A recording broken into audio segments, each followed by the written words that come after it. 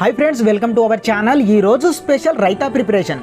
YouTube open చేసి raita preparation అని type చేస్తే బోల్డ్ అని రైతా రెసిపీస్ వస్తుంది. అవి అన్ని హై మసాలాస్తో ఉన్నాయి.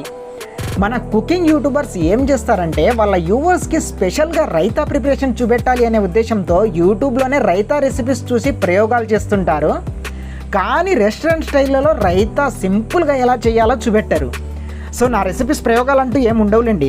మనం రెస్టారెంట్కి వెళ్ళినప్పుడు బిర్యానీ, పులావ్కి ఇచ్చే రైతా ఎలా చేస్తారో చూపిస్తాను. చాలా సింపుల్గా ఉంటుంది. Let's start.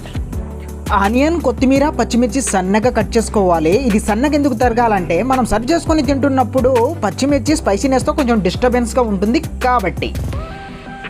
మీగడ తీసేసినటువంటి 1 కిలో పెరుగు తీసుకొని తగినంత సాల్ట్, 1 స్పూన్ అల్లం వెల్లుల్లి పేస్ట్, 1 స్పూన్ ధనియాల పొడి వేసి సన్నగా తరిగినటువంటి కొత్తిమీర, పచ్చిమిర్చి, ఆనియన్స్ వేసి పెరుగు చిలకడతో కాసేపు ఇలా కలుపుకోవాలి.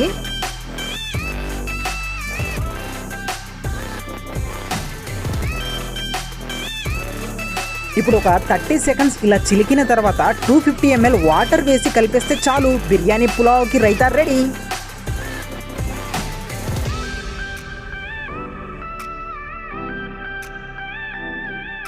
చూశారుగా ఫ్రెండ్స్, రెస్టారెంట్ స్టైల్లో రైతా ఎలా చేయాలో. ఫ్రెండ్స్, స్మాల్ రిక్వెస్ట్, మన ఛానల్ని సబ్స్క్రైబ్ చేసుకోకుండా దాదాపు 99% మంది చూస్తున్నారు.